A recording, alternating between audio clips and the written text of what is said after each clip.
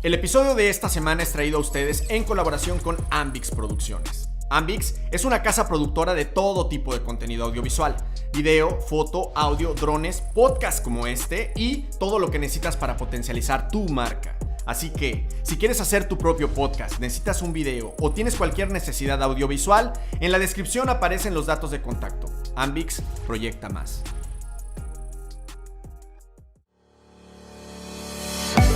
Bienvenidos a su podcast Lo que funciona se hace todos los días.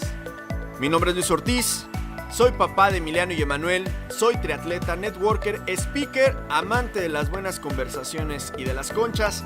Pernocto con dos individuos pelafustanes, uno de origen ruso, que además es fifí, llamado Dimitri, y el otro más mexicano que el nopal, que fue adoptado del supermercado de la esquina, de apodo El Temito. Bienvenidos nuevamente. Familia, nuevamente, ¿cómo están? Pues el día de hoy estamos de gala nuevamente. Es que más bien siempre estamos de gala. La realidad es que todos los invitados que tenemos la fortuna de tener siempre es con la intención de que cualquiera que escuche este contenido o este podcast pues se lleve algo, ¿no? Se lleve algo que finalmente pueda llevar a la práctica a nivel de calle, como yo diría, y que de alguna manera puedan practicar pues todos los días y les ayude en las diferentes circunstancias. El día de hoy tenemos, nuevamente para repetirlo, a una persona muy especial. Fíjense que dentro de las... seguramente ustedes conocen esta temática de las pláticas TED o los TEDx que están muy de moda.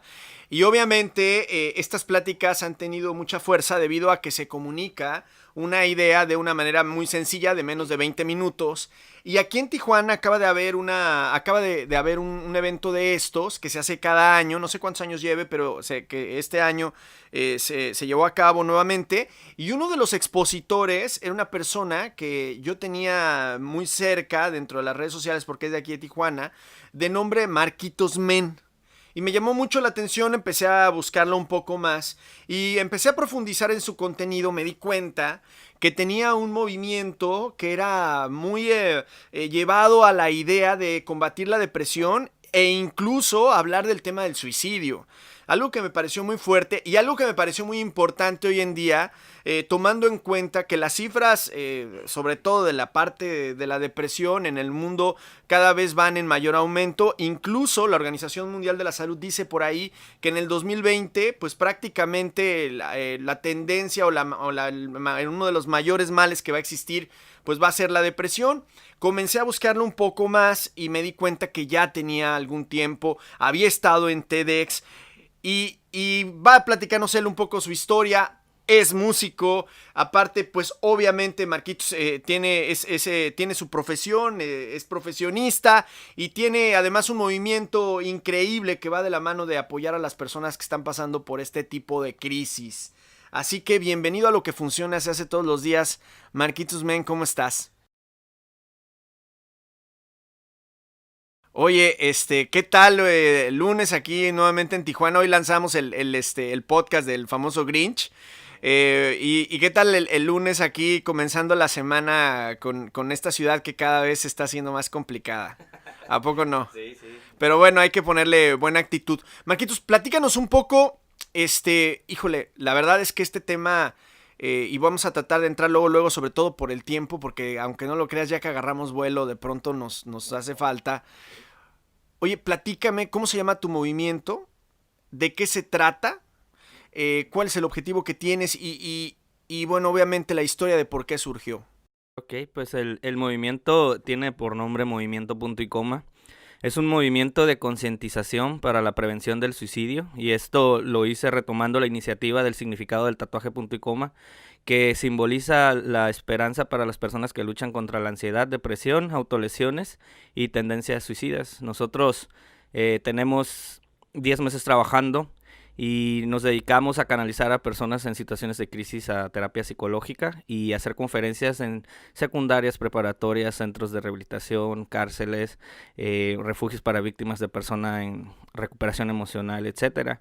Y también pues una parte muy importante de nosotros es inspirar a más personas. Ya hemos inspirado a otras personas que han retomado la iniciativa y ahora el movimiento se ha extendido también a otras ciudades y se está haciendo esta sinergia, ¿no? de trabajo para el cuidado de la salud mental y dentro de lo que hacemos, pues es cuidarnos entre los que estamos rotos, no dejarles todo el trabajo nada más a los especialistas, que es la meta y el objetivo, llegar a que uno consciente sepa que necesita a veces tener ese tipo de cuidados con especialistas, en este caso los psicólogos o psiquiatras, pero en ese transcurso que no se sientan solos, que somos muchos los que conocemos el dolor y como tal conocedores del dolor, podemos profundizarlo y transformarlo en una herramienta que nos puede funcionar a fin de cuentas como una transformación de fortaleza. El dolor es un instrumento que puede transformarse en aprendizaje y eso es lo que nos enriquece como movimiento, que el dolor es nuestro motor de crecimiento.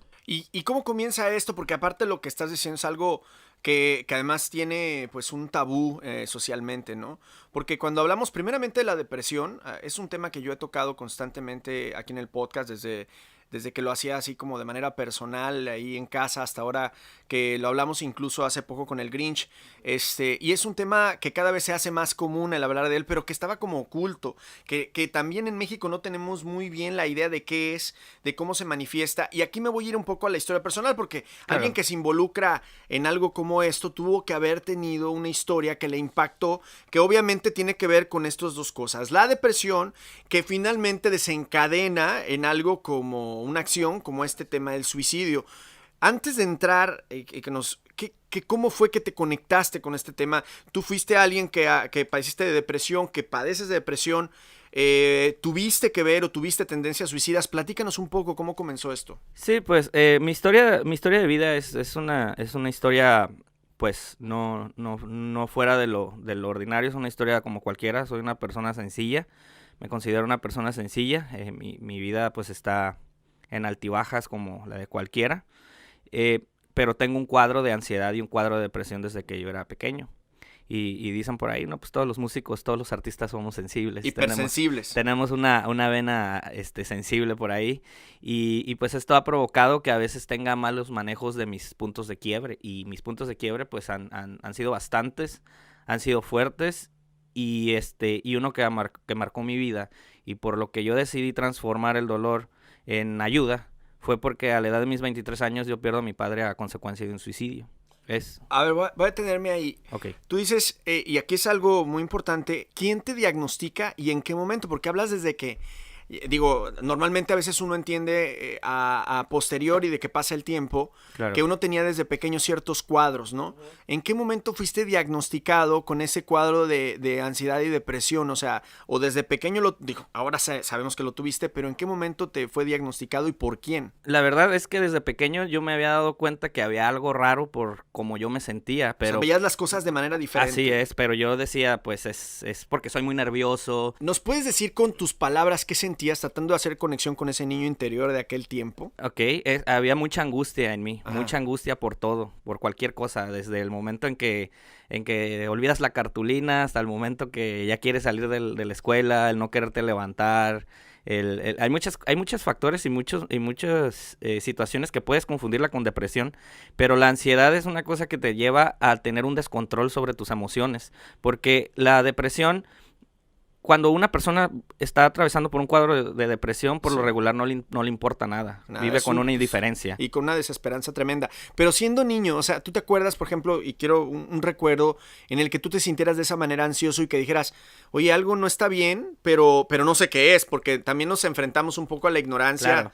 Y que la ignorancia es la falta de saber, no lo tomemos a mal, ¿no? Pero a veces nuestros padres y los maestros y la sociedad no está lista para poder diagnosticar a un niño, identificarlo así, ¿no? Bueno, por ahí hay una frase muy, muy común que dicen que de niño si eres niño y a la hora que estás haciendo fila estás contando a los niños para ver qué cuadro de qué párrafo te va a tocar leer, desde ahí estás teniendo un poco de ansiedad. Wow. El no saber confrontar los momentos a minuto, sino pensarlos en ese exceso de futuro para confrontar, provoca en el niño una preocupación. Y yo fui un niño preocupado, yo siempre estaba angustiado por muchas cosas que no tenía que estar preocupado, porque a fin de cuentas la ansiedad se desata también por la manera en la que te están educando. Claro. Y muchas veces la manera en la cultura mexicana es de preocuparte por el futuro. Uno siempre a las personas siempre le hablan del futuro y no le hablan del presente. Les dicen que tienen que tener un buen futuro sin hablarles primero de cómo manejar un buen presente. ¿Y a qué me refiero con cómo manejar un buen presente? Me refiero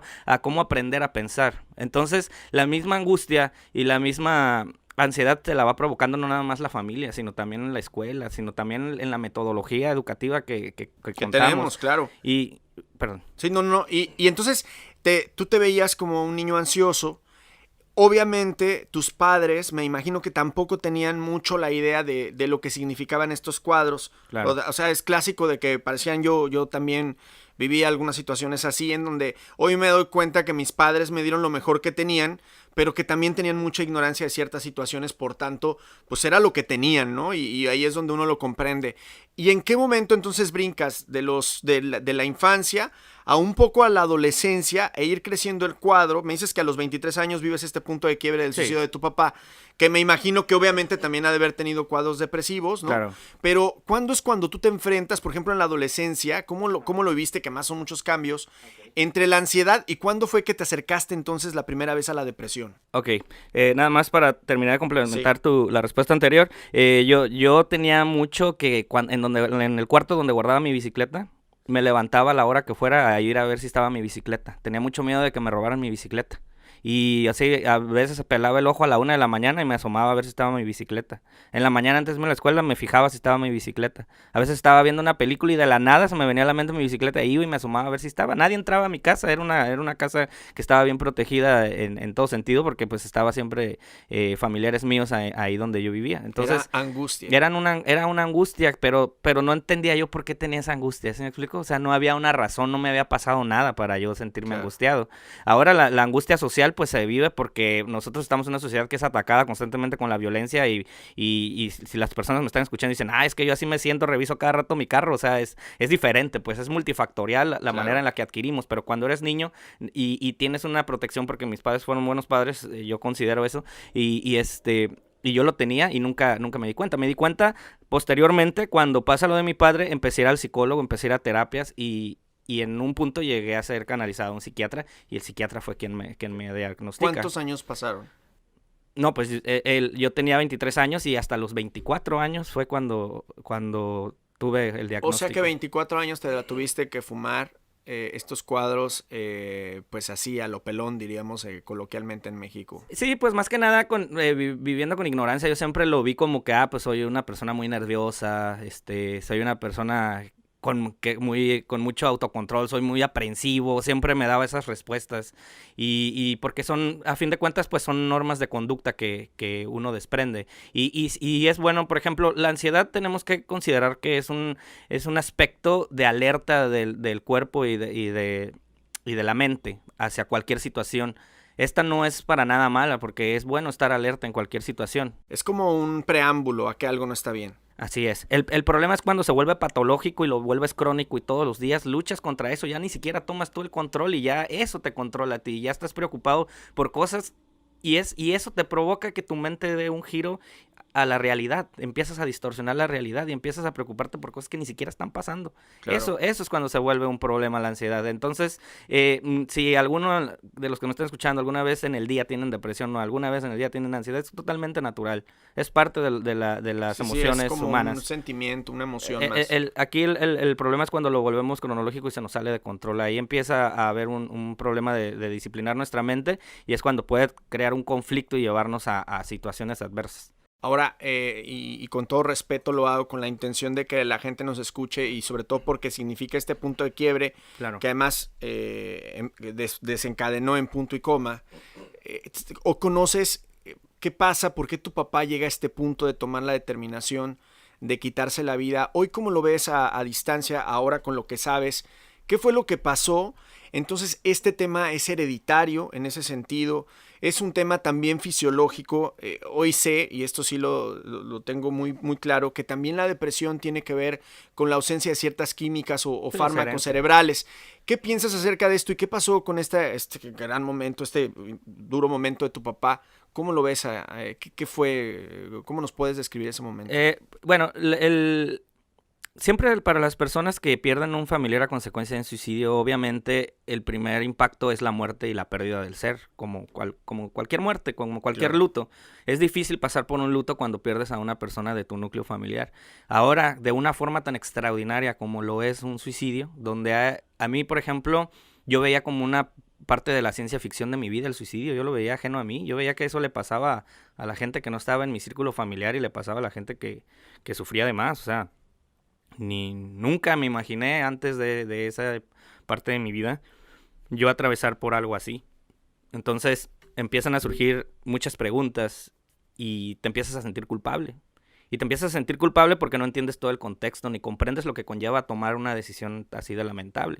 Y esto sucede porque no tenemos una cultura de información acerca de la salud mental o emocional, donde tú te puedas dar cuenta de por qué suceden estas cosas. O sea, yo no puedo juzgar si el suicidio es malo o es bueno. Siempre hablan de si el suicidio es bueno o es malo, si es pecado y que Dios no lo perdona y que se van al infierno, pero nunca hablan realmente del infierno que viven esas personas. Y que finalmente es como una solución en muchas ocasiones. Tenemos que aprender a ver el suicidio como una decisión. Como una el suicidio decisión. es una decisión que toman las personas, es una decisión lamentable porque todos tenemos oportunidades y siempre hay alternativa para cualquier situación. El problema es encontrar esa solución. Y para encontrar esa... Que perdón que también hay que entender que en un estado de desesperanza como es una depresión, pues prácticamente, o sea, comienzas a maquilar esta idea porque no ves otra salida. O sea, es que este tema del suicidio como solución, hace poco el bajista, hablando de la música de Ex Botellita de Jerez, lo viste con Sí, claro. este movimiento, para Claro. mí fue algo muy duro, ¿no? Sí. Porque seguramente, digo, sin saberlo y sin diagnosticarlo, este vato se ve pues metido en una angustia tremenda, que se convierte en ansiedad. Él no encuentra, seguramente estaba, y después sus amigos claro. dicen que estaba en cuadros depresivos, y no encontró otra solución y otra salida que esa alternativa que él tomó. ¿Eso crees o sea, y entonces ahí solamente el que ha estado en esa obscuridad Ajá. y en esa desesperanza podría entender que el suicidio entonces no es visto como una falta de voluntad ni una cobardía del todo, sino Claro. como que en verdad a veces no se ve otra alternativa, ¿no? Ese es un tabú que existe muy fuerte acerca del suicidio, ¿no? Pensar que las personas que se quitan la vida son muy valientes porque tienen las agallas de quitarse la vida o son muy cobardes por querer seguir vivos. No es que quieran dejar de vivir. Ellos lo que quieren es no sufrir y no encuentran opción. Por eso es bien importante lo que estoy haciendo yo con el movimiento Punto y Coma, que es mostrarle a esas personas las alternativas, mostrarle a esas personas que hay gente que también sufre y que en esos pequeños destellos donde a lo mejor no nos encontramos sufriendo, podemos nosotros tenderle la mano a alguien, porque la mejor manera para nivelar y equilibrar nuestra habilidad emocional es ayudando a los demás. Nosotros estamos acostumbrados a oír que no podemos ayudar a nadie sin estar bien nosotros, pero Claro. no, aún estando rotos podemos hacer mucho por muchas personas y eso nos eleva la autoestima, eso es parte del amor propio. ¿Cómo creas el amor propio? El amor propio se crea a través de amar a todas las cosas que están alrededor de tu vida, el querer a las personas, el querer lo que haces, el amar a tu trabajo, el amar tu profesión, el amar todo lo que has logrado, lo que no has logrado, tus errores, tus virtudes, tus defectos. Eso es lo que provoca la autoestima y eso es el amor propio. Entonces, tu papá tiene este asunto, Así es. toma esta decisión, parte, y entonces tú comienzas ya un ciclo personal de búsqueda, ¿no? Sí. Y de buscar ayuda. ¿Cómo fue ese momento? ¿Tú tuviste entonces estas tendencias suicidas? No como tal. Está bien interesante esa pregunta que me acabas de hacer porque, por ejemplo, una cosa es quererse morir y otra cosa es quererse matar. Yo hubo muchos días con mucha depresión que me quise morir porque pues era como, ojalá cuando sea mañana ya no despierte. No amanezca. Pero nunca tuve la tendencia de hacerme daño, de autodañarme y eso es por otro factor, ¿no? De personalidad en el que puedes invadir a hacerte daño. una maestra a mí en la universidad, yo soy graduado de la licenciatura en comunicación en la Universidad Autónoma de Baja California, una maestra que aprecio mucho, este, ella me dijo, te voy a calificar la materia dependiendo de lo que el psicólogo de la universidad me diga de cómo te va en la terapia, si estás asistiendo, si estás poniendo de tu parte. Y ese fue el primer acercamiento que yo tuve a un psicólogo. Después ese psicólogo me mandó a unas terapias grupales. Y entre las terapias grupales y psicólogos surgió lo de diagnosticarme. Y, y pues como la mayoría de las personas, ¿no? Hubo muchos momentos en que yo me di de alta solito cuando me empezaba a sentir bien. Pero después te das cuenta de que tienes que trascender y darle seguimiento a tu salud mental. Y posterior a eso, pues, o sea, te estoy hablando de que tuvieron que pasar casi 12 años para que yo hiciera algo por alguien que... O sea, 12 años estuviste luchando, digamos, entre que te dabas de alta, entre que asistías, Así etcétera, es. desde que este evento hasta que comenzaste el tema ahora de punto y coma y esto Sí. de ayudar a los demás. O sea, ¿y cuál fue el momento más grave? O sea, el que tú te acuerdas en el que decías, yo ya quería entregar el equipo, o sea, o ya estaba harto. No, pues es que realmente yo me encuentro luchando todavía. Es algo, cuando pasan este tipo de sucesos, es algo con lo que luchas toda tu vida. Esa es la importancia de aprender a distinguir entre un discurso de éxito y un Claro. discurso de lucha. Y yo cuando hablo con las personas, les hablo sobre una lucha en la que me encuentro, intentando que ellos retomen, intentando que ellos también me compartan la eficacia con las que pueden sobrevivir el día. Y todo surgió así, todo surgió pensando en que hay muchas personas que sufren tanto por despertar y ir a trabajar y no son nada reconocidos en su trabajo porque a lo mejor a veces son los de peor actitud. Sí. Sin embargo, esas personas se esfuerzan lo doble que cualquiera y nosotros los aprendemos a ver como si nada pasara. Oye, Marquitos, me, Mándame. me llama mucho la atención esto, qué increíble esto del discurso de lucha. Y regresando a tu cuadro, entonces tú tienes un diagnóstico de depresión y me voy a atrever a preguntarte, entonces, ¿tu tema es fisiológico también a nivel de la depresión? Porque el cerebro es un órgano y se enferma. Ajá. ¿Tienes que tomar ansiolíticos o antidepresivos? O sea, ¿cómo es que funciona? Porque aquí me haces Sí, pensar. claro. Me dices, yo sigo en la lucha. O sea, me hace Sí. pensar que la depresión entonces no tiene una cura como tal. En sí la depresión no se quita, no es algo que como que te quitas dos Así que pastillas dos y pastillas se y vámonos. desaparece. Como Siempre una hay, gripe. siempre hay una tendencia porque siempre... Eso. O sea, si tú tienes una tendencia depresiva, un cuadro depresivo, por lo regular es que tu cerebro no está generando las oxitocinas o los neurotransmisores correctos para poder dejar de sentirla, en el caso de la depresión o la ansiedad o cualquier trastorno. Pero sí hay alternativas a la medicina que puedes ejercitar como disciplina en tu manera de vivir, en tu manera de pensar, Sí, para claro. que puedas tener control sobre eso, porque eso es lo que los medicamentos se llegan a usar cuando tú ya no tienes control, pero hay muchos ejercicios y hay muchas otras alternativas para tú poder retomar el control en tu manera de ¿Cuáles son pensar. las que tú ocupas? Bueno, las que yo ocupaba en su momento, pues a mí me recomendaron una terapia ocupacional. Ok. En este caso yo tenía una ventaja. Yo tengo muchos años siendo músico. Para mí el arte fue mi salvación. Yo me la pasaba escribiendo, yo me la pasaba componiendo, me metí al teatro, me metí a pintar, tenía como 5 guitarras acústicas que se me rompieron y las agarré de lienzo, pinté sobre ellas y ahora hasta están expuestas por ahí, andan, ¿no? Wow. Tienen como un año que no las veo en mi casa porque andan de gira artística. Entonces, para mí, en mi caso, la terapia ocupacional fue mi salvación. O sea, Y expresaste este dolor y estas emociones que tenías en este estado.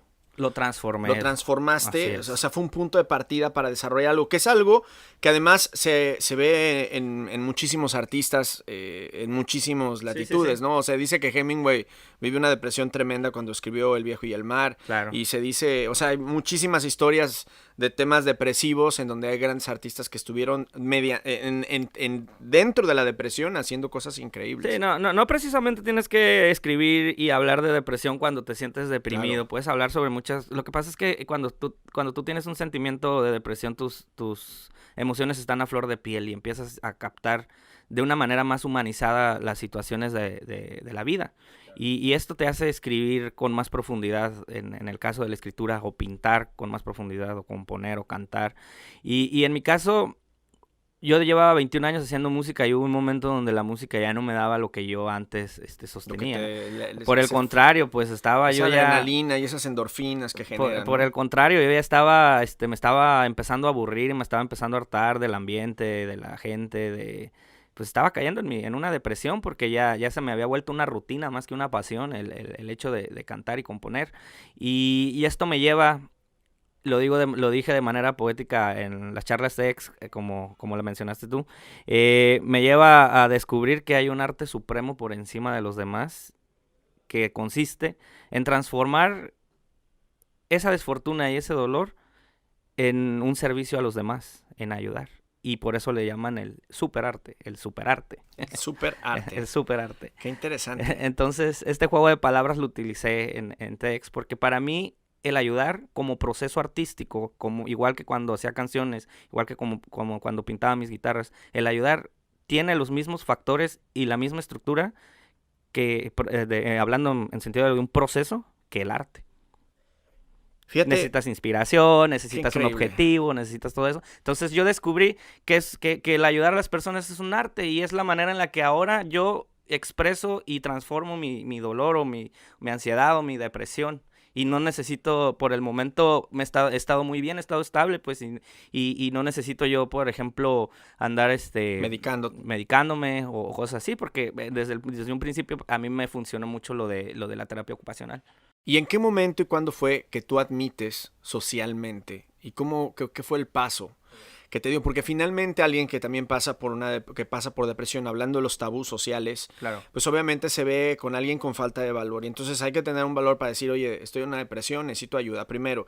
Y segundo, de pronto aceptarlo socialmente. Decir, oye, yo tengo esta tendencia o este tema cuadro depresivo y que de ahí también parte el movimiento que tú tienes, punto y coma. O sea, ¿cómo es que en el buen sentido sales del closet en ese aspecto y comienzas a hablar más socialmente y más abiertamente de este tema? ¿Y cómo lo tomó tu alrededor? Digo, me imagino que tu familia lo sabía, pero tu gente alrededor, ¿cómo lo tomó y qué pasó ahí? Pues fue complicado porque cuando estás pasando por una depresión muy fuerte o un cuadro de ansiedad muy fuerte, ya que rozan el pánico, eso mismo te empuja a decirlo, porque las personas no entienden por qué actúas así. Las personas en tu trabajo, en tu escuela, no entienden qué pasa contigo, o sea, por qué. Entonces yo me abrí y mejor lo expresé, ¿no? Ese fue el primer paso, que la gente a mi alrededor supiera que algo no giraba de manera ordinaria conmigo. Y después el reconocimiento, el querer darle un reconocimiento a toda esa gente que lucha contra todo este tipo de trastornos, ¿no? Gente que en el movimiento estamos, gente que ha atentado contra su vida, que son sobrevivientes. En el movimiento estamos personas que somos familiares de víctimas de un suicidio. En el movimiento estamos personas que luchan contra sus trastornos o con autolesión. Y eso a mí me inspira mucho porque yo he escuchado unas historias bárbaras así que digo, si tú puedes, yo también puedo. Y eso es lo que intentamos, que la gente cuando se sienta así crea esa empatía con nosotros. ¿Por qué? Porque no es lo mismo que yo haga una intervención, te lleve al psicólogo y te sientas enfermo y te sientas loco por ir al psicólogo, porque tenemos este tabú de pensar que la salud mental solamente la tenemos que cuidar cuando nos sentimos locos. Entonces, cuando tú creas una empatía con una persona y le platicas, mira, yo me sentí así, yo pasé por todo esto y mira, lo convertí esto, ahora tengo un movimiento de ayuda, mira, yo me quise quitar la vida y mira, ahora salvé a alguien que se quiso quitar la suya.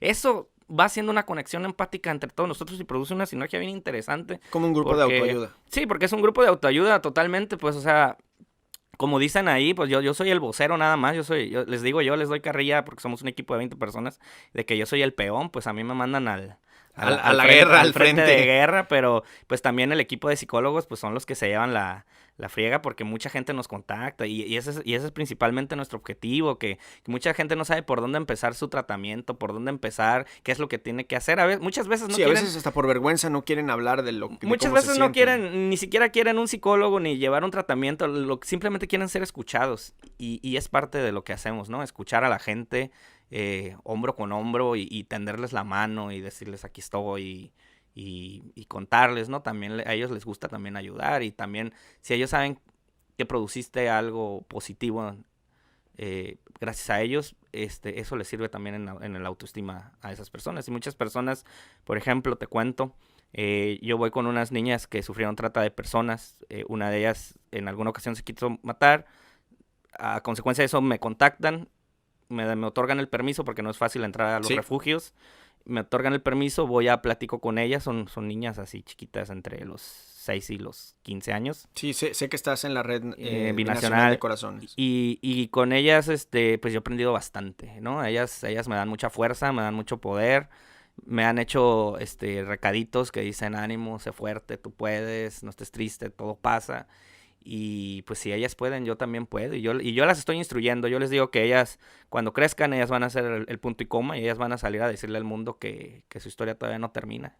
Para entenderlo un poco, significa que cuando estás transmitiéndolo o hablando o haciendo empatía con otro que está pasando por esa situación, en ese momento deja de importar la tuya, o más bien ya no es el primer plano de tu pensamiento y entonces estás enfocado en ayudar a los demás y es como si se fuera lo que, o sea, este cuadro depresivo que dices, o sea, no estás pensando en si hoy, oye, ¿cómo me siento? Estás tratando de aliviar el dolor del otro y por tanto, ¿no? La mente está enfocado en eso, tiene ese objetivo y eso con el tiempo se va haciendo un constante alivio. ¿Sí es más o menos así? Más claro es como por medio de tu historia de vida, transformar el dolor de alguien más. Es una parte de la psicología que es un fenómeno que le llaman el efecto Papageno. El efecto Papageno se refiere al fenómeno mediante el cual una persona, por medio de una historia de crisis similar, produce un aporte informativo, empático y preventivo para la persona. Y el efecto funciona tanto para la persona en crisis como para la persona que está contando la historia para ayudar. Es un doble efecto. Así es. El nombre de Papageno viene por un personaje de una ópera, es una ópera que está instrumentada por una canción de música clásica de Mozart, de La Flauta Mágica. Es de un personaje de un flautista que pierde a su pareja en el bosque y al pasar tiempo y no encontrarla se quiere quitar la vida, cuelga una soga, se le aparecen 3 niños y los 3 niños le dan alternativas. Una de esas alternativas era que chocara unos nueces o unas piedras, no recuerdo bien, y chocándolas alcanza a oír la pareja, se reencuentra con ella, vive feliz y decide continuar. Y nosotros hacemos lo mismo, vamos y hacemos un efecto Papageno, contamos nuestras historias para que por medio de nuestras historias brindarles, paso número 1, la empatía, que sepan que no somos una persona que saben lo que están sintiendo. Lo que pasa es que el conocer una persona que conoce el dolor, y no es por hacerte el sufrir ni nada, una persona que conoce el dolor sabe cómo puede estar sintiendo otra persona. Claro. Entonces, las personas que están pasando por una crisis, y me refiero a crisis como adicciones, momentos de quiebre, hay muchas situaciones diferentes. Sí. De hecho, el suicidio es multifactorial, no hay una lista de 10 cosas por las que las personas se maten, pues, o sea, es multifactorial. Y una de estas razones es porque, por ejemplo, cuando nosotros vamos a los centros de rehabilitación, que es muy común verlo ahí, ellos ya están impuestos a que les manden gente. Que hoy viene el padre a verte y te va a decir lo que Dios quiere de ti. Claro. Hoy viene el doctor fulano de tal a verte y te va a decir lo que quiere que comas para que no te afecte no sé qué. Hoy viene el psiquiatra a verte y te tienes que tomar el medicamento. Hoy viene fulano y hoy viene fulano. Y están a la defensiva ya de que les impongan cómo vivir, cómo pensar, cómo comer, cómo todo. Entonces cuando llega otro, hoy vienen de punto y coma y te van a, o sea, ya están como, a ver, ¿ahora qué tengo que hacer? ¿Ahora qué hice mal o qué no hice? Sí. Entonces cuando empiezo a hablar yo con ellos, hay una parte siempre en donde se dan cuenta que soy como ellos. Y entonces me empiezan a escuchar. Claro. Y muchas de esas personas en Querétaro, fíjate, hasta Querétaro hemos llegado, en Querétaro, en un pueblo que se llama San Juan del Río, Sí, sí. hay un movimiento de prevención a las adicciones, donde ya están trabajando con punto y coma se llama el vuelo de los albatroces, y entonces ya estamos formando el punto y coma allá, y es por esa empatía que creamos Que se con genera. ellos. Ajá. Entonces esto es lo principal, Sí, inspirar a que porque se es vaya. casi seguro que muchos alcohólicos o adictos también tengan cuadros depresivos y que encuentren finalmente en la sustancia esa solución que no pueden encontrar de otras maneras, ¿no? Sí, alrededor del 85% de los suicidios tienen mucho que ver con adicciones a drogas o alcohol. Oye, digo, vamos a entrar primero y nos gustaría, sobre todo porque la gente, ¿cuáles crees o cuáles son las características o qué síntomas la gente puede ver tanto en los niños como en las personas para de pronto identificar de que alguien está pasando por un momento de angustia, depresión y de suicidio, pues obviamente también decirlo? O sea, ¿qué nos podrías ayudar para de pronto ubicar que algo no está bien y poder tomar acción en ese sentido? El lenguaje corporal es el único que te va a dar la pauta, porque puede ser una persona muy alegre, muy sonriente, y a veces estar escondiendo terrores de infiernos terribles. El caso famosísimo de Robin Williams, ¿no? Claro. Que era muy exitoso, era un comediante, era muy risueño y un día se fue. Claro. Pero en el movimiento corporal, las reacciones, o sea, las reacciones agresivas, las reacciones que no son muy ordinarias de ver en la manera de caminar, muy encorvados, o a veces como muy varados, muy a lo alto. Son cosas que son lenguajes que se notan en el cuerpo. Hay que aprender a informarse cómo los podemos notar, porque si yo te hablo de características de conductuales, pueden ser muy severas. Por ejemplo, dicen, no, es que las personas que duermen mucho están deprimidas, pero puede ser también que es una persona que adora su paz mental, Claro. y que le gusta dormir, o a lo mejor es muy flojo, tiene mucho sueño. O sea, Sí. o sea es multifactorial. No podemos determinar como tal un sector, porque las personas tenemos diferentes personalidades, y es muy difícil hacerlo. Lo que sí podemos hacer es intentar crear siempre ese vínculo de ver las personas cuando cuando son muy agresivas en su manera de O sea, la agresividad es un punto ajá, interesante. O sea, que de pronto sí. esté reaccionando demasiado agresivo a como es normalmente. Sí, porque ¿Es como una autoprotección? más que una protección, es una manera en la que se manifiesta su cuerpo por estar reprimiendo sentimientos o emociones que tienen guardados. Y por lo regular, cuando ellos están guardando todo eso, es porque están reprimiendo una emoción oscura, como la depresión o la ansiedad. O sea, si nos estás escuchando y de pronto sientes de manera personal que estás teniendo una especie como de ataques de agresión o de ira y te identificas con algunas de las cosas que estás escuchando, aquí lo que dice Marquitos, pues obviamente es muy probable que necesites ayuda y que es posible que estés dentro de un cuadro de depresión. Obviamente ni pensar si es que has pensado en quitarte la vida. Nosotros ¿verdad? no podemos determinar, ¿no? Puede ser una persona que toda su vida ha tenido un carácter muy, muy firme, muy fuerte, muy de choque, y no precisamente eso le da la tendencia a que esté trastornada mentalmente, pues. Pero hay ciertos factores en los que tenemos que tener cuidado, porque son factores que se han repetido en ocasiones en víctimas del suicidio o en víctimas de la depresión: el llanto, los trastornos de sueño, el dormir mucho, el dormir un poco. Los trastornos de sueño. Los trastornos de sueño, el pensar mucho, el que no te importe nada, el dejar de hacer cosas que antes sí hacías, el ya no hallarle chiste a muchas cosas que antes te gustaban, cosas así son las que te dan la pauta de que a lo mejor estoy pasando por un momento de depresión. Pero también puede pasar de que a veces llegamos a una edad en donde le bajamos poquito el volumen a la vida, Claro. y nos escuchamos más a nosotros. Entonces ya no Se me vale. gusta, ya no me gusta oír la música tan fuerte, ya no me gusta salir tanto, ya no me gusta convivir con tanta gente, y tampoco no quiere decir que esté mal.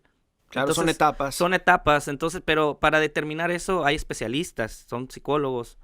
Ahora, en el caso de que una persona se sienta o vean a alguien así, ¿qué se tiene que hacer? En este caso, por ejemplo, con el tema de punto y coma, ¿cómo pueden acercarse a ustedes? A nosotros nos pueden contactar en el momento que quieran. Estamos las 24 horas atendiendo. ¿En dónde? El Messenger de Facebook. Y ya en caso de ¿Cuál es la página, perdón? La página es movimiento punto y coma, y también está direccionado como punto y coma Tijuana. Y ahí lo vamos a poner también en las notas, tanto en YouTube como en Spotify y iTunes y todas las plataformas que tenemos para que ustedes puedan checarlo. Entonces la gente puede entrar ahí y mandar un Messenger y siempre hay alguien que Siempre hay responde. alguien, ahí están agregados los psicólogos del movimiento. Y está un servidor y están otras 2 personas que son las que editan, y siempre, si no contestan los psicólogos, nosotros los canalizamos, les pasamos el WhatsApp, el número de teléfono, o intentamos brindarles información. Hay unos números muy interesantes aquí en Tijuana por parte del DIF, que son el 075, que ahí sí 24 horas, los 7 días de la semana, durante todo el año y todo el día están atendiendo y les brindan ahí información, Por psicólogos, acompañamiento, por psicólogos especializados por parte del DIF, es totalmente gratuito.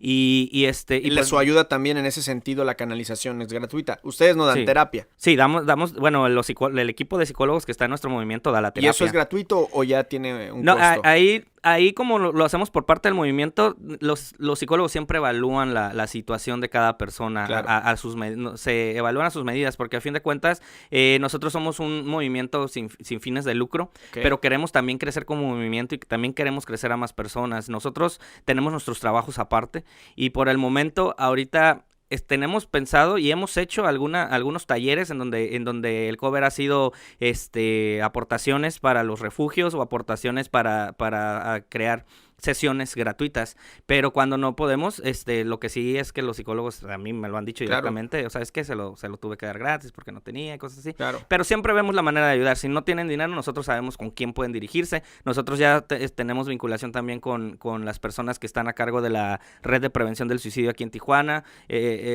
Cada vez hay más conciencia de esto, ¿verdad? Fíjate que casi siempre lo ha habido. Creo que lo que no ha habido es una difusión. Creo que ese es el punto en el que yo he dado, porque yo sabía manejar mis grupos de música a través de las redes sociales, sí. Y yo manejé el movimiento Punto y Coma como si fuera un grupo de música, claro. Totalmente, además porque muchos de mis amigos músicos fueron los primeros en los que me empezaron a ayudar, dando ese mensaje, pasándome canciones que hablaban de echarle los kilos a la vida, ¿no? Y cosas así, me decían, sube esta frase y cosas así, y así empezó, ¿no? Y se fue creando, después se unieron los psicólogos a mí, después se unió varias instituciones, me empezaron a hablar de las universidades, luego se me atravesó la red binacional que me ha ayudado muchísimo, luego está la red contra la prevención del suicidio y que está a cargo de una trabajadora social, entonces ella sabe cómo vincular a las personas, entonces creamos un equipo de trabajo entre todos los que estamos haciendo, pues esto la verdad no es cuestión de protagonismo, no intento engrandecerme, yo lo hago porque a mí me hubiera fascinado, me hubiera encantado que hace 20 años alguien me hubiera llegado y me hubiera dicho todo lo que yo voy y les digo para poder entender que en ese momento yo no había tenido la culpa, ¿no? Con lo que pasó con mi papá, claro. Porque yo pasé por un proceso donde perdí trabajos, perdí novias, me tardé en graduarme y vivía en una oscuridad bien fea, pues y nada, claro. y era porque no sabía yo, no hallaba por dónde, pues, entonces... Y de ahí nace, perdón, y hubiéramos comenzado por eso, claro. ¿Y de ahí nace el Marquitos Men? ¿O no, eso nace en la música? El Marquitos Men nace en la música, bueno, nace porque tengo... O sea, ¿cuál es tu nombre real? Mi nombre es Marco Antonio. Marco Antonio. Pero me decían Marquitos pues porque estaba pequeño de estatura y yo tenía una sobrinita que me decía Marquitos, como así me hablaba de cariñito cuando estaba chiquita. Y después pues yo escuchaba mucho reggae. Y pues por el rollo de Blanquito Man, el Mallito Man y Superman y todo así, dije, era así como era Marquitos Man. Y ya cuando llegué a la charla TEDx, a ellos les pareció pues muy su génesis ponerme de esa manera, sí, claro. ¿No? Como Marquitos Man. Entonces que ha ayudado además, ¿no? También de todo esto. Ya retomé. Te identifican más fácil. Sí, pues en todos los proyectos musicales que tuve siempre fui Marquitos Man, ¿no? Era como una manera de reducir mi nombre, ¿no? Era como que vocalista Marco Antonio, pues era como que ya hay Marco Antonio en la música, entonces era como para identificarme era como Marquitos Man y a la hora de hacer mis discursos, pues ahora ya las instituciones educativas también me dan mis diplomas como Marquitos Man, entonces pues ya se me quedó Marquitos Man y pues así es como la gente me identifica y pues por mí está muy bien. Fíjate que ya estamos por ahí en el minuto 41, nos quedan unos minutitos de entrada, te agradezco. Déjame platicarte, aprovechar el micrófono y la circunstancia que estamos hablando. El podcast de Lo que funciona se hace todos los días. Nace precisamente de un momento en el que yo estaba pasando por una depresión, fíjate. Entonces, en algún momento, un amigo mío, un muy buen amigo mío, que yo le llamo, que es un estadista, me pide que le grabe unas opiniones y una manera de cómo yo usaba ciertos suplementos ahí en mi historia. Es que yo también me dedico un poco al deporte. Y entonces tomo esto como una terapia ocupacional, ¿no? Yo tenía esta frase de lo que funciona se hace todos los días, que precisamente viene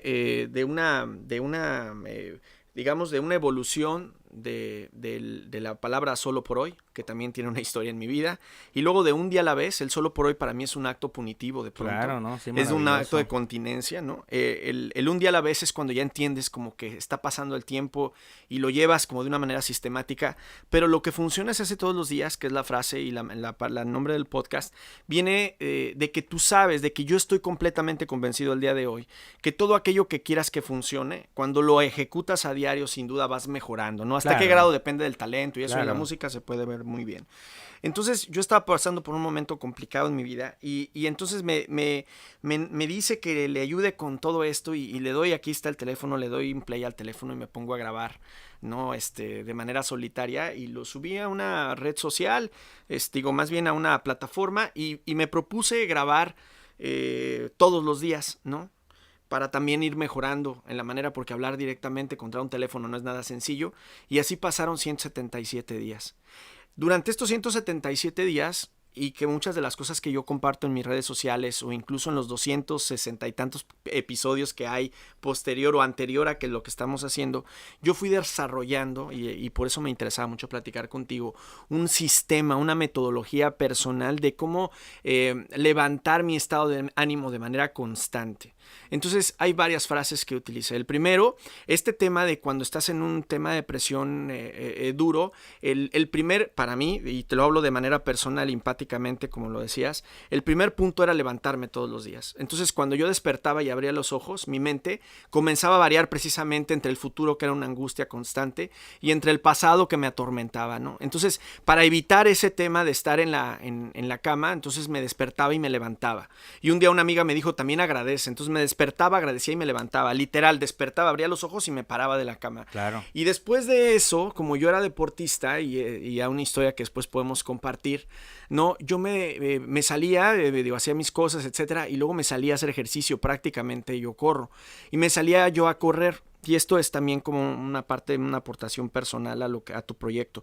Yo he descubierto, después de 12 años en que he hecho un montón de distancias, que cuando uno sale a correr, y esto está científicamente comprobado, tu cerebro genera serotonina, oxitocina, endorfina y dopamina. Claro. Entonces, sin querer, yo estaba aplicándome una farmacéutica, un cóctel de fármacos, claro, antidepresivos, antiansiolíticos, ¿no? Para poder tolerar entonces este tema. Eso, más la catarsis que de pronto se convirtió el podcast, me fue llevando de alguna manera a poder solucionar. Sin duda, también tenía una red de apoyo con un grupo que tengo, un coach que tengo, que es un terapeuta, que también tengo por ahí un episodio con él. O sea, yo empecé a luchar. Esto de la terapia de lucha, sí fue como lo dijiste, sí. fue algo que yo comencé a practicar. O sea, el podcast en el que hoy en día estamos es prácticamente el resultado de una terapia de lucha que de manera personal yo emprendí, ¿me entiendes?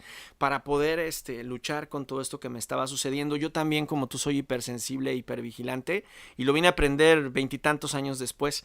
Entonces me llamó muchísimo la atención cuando yo vi que estabas teniendo esta fortaleza, y de verdad te lo admiro, y qué bueno que lo estás haciendo, y esta fuerza de voluntad de llevar este mensaje, porque hay muchos tabús acerca de esto. A mí me pasa, y perdón que me tome estos minutos, porque la gente me ve, yo hago carreras de larga distancia que requieren de mucha disciplina en algunos aspectos, y la gente entonces tiene esta idea de fortaleza de mí, ¿no? Y me lo escriben constantemente esperando que, pues fácil, que yo puedo casi con cualquier cosa. Es más, las carreras que yo hago se llaman Ironman, entonces imagínate, es como Iron Man, te imaginas sí. al superhéroe, ¿no?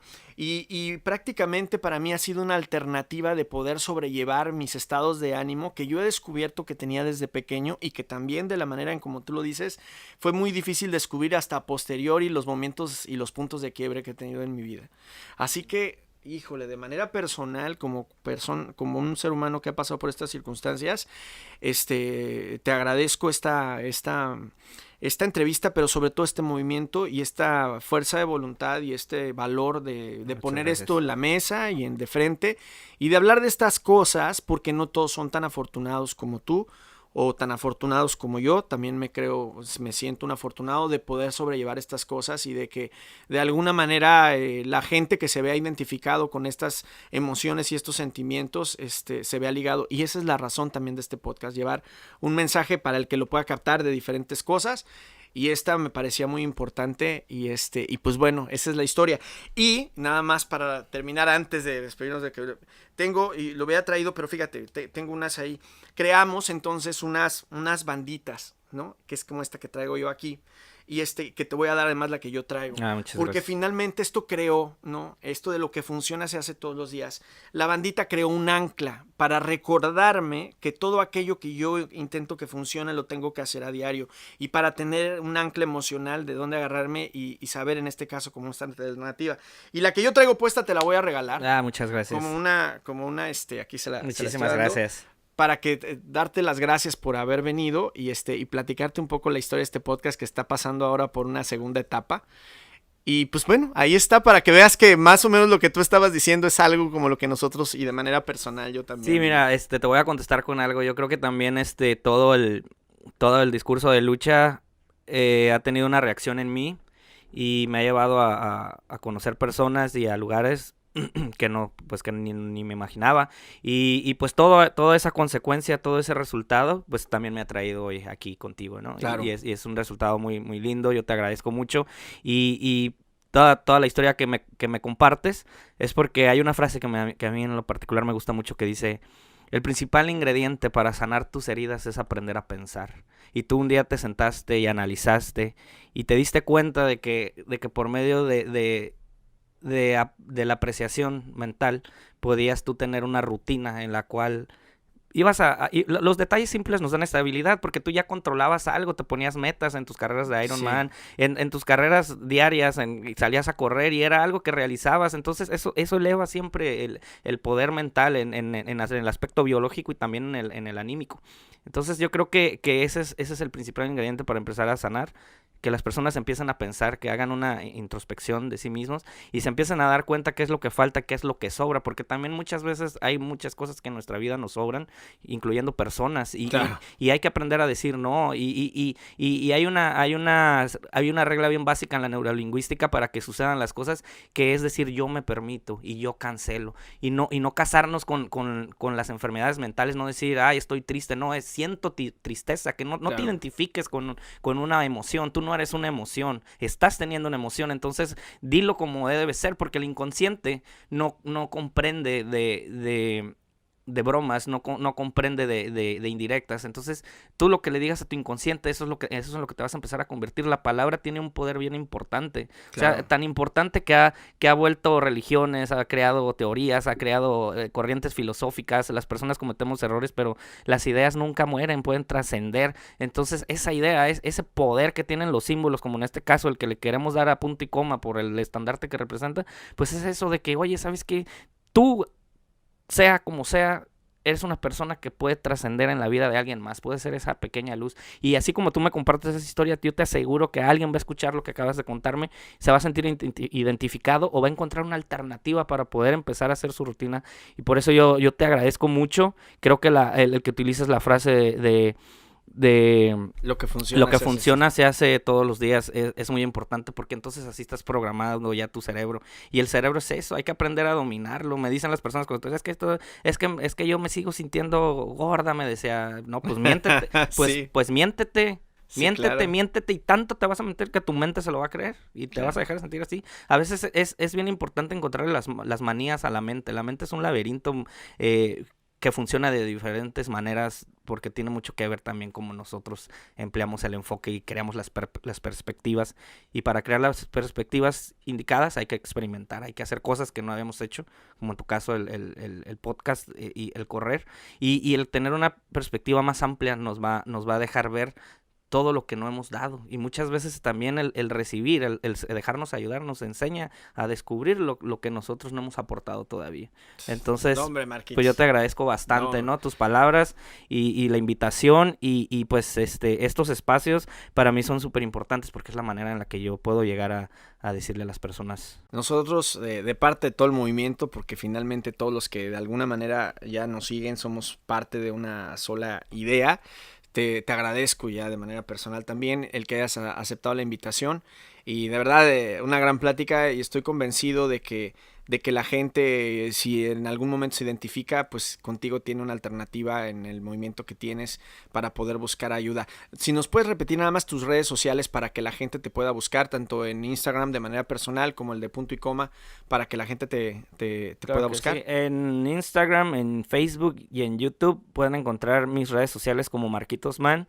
Y para ingresar al Movimiento Punto y Coma, en Facebook está como Movimiento Punto y Coma, en Instagram está como Movimiento Punto y Coma y en YouTube está como Punto y Coma Tijuana. Para que ahí hay unos videos muy interesantes, hay unos testimonios de personas en una sección que se llama Confesiones, hay algunos reportajes y pues hay varias historias que pueden parecer interesantes para las personas.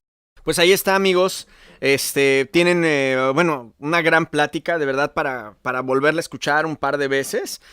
Vamos a lanzar también una especie de reflexiones que voy a mantener los días miércoles. Ya les voy a platicar por ahí en las redes sociales.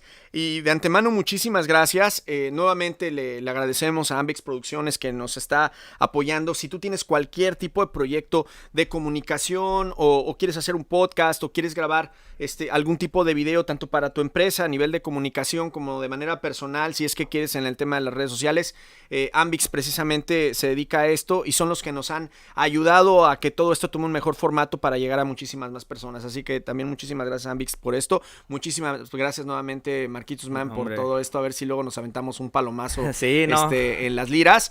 Y familia, nos escuchamos pronto y recuerden que lo que funciona se hace todos los días. Bye.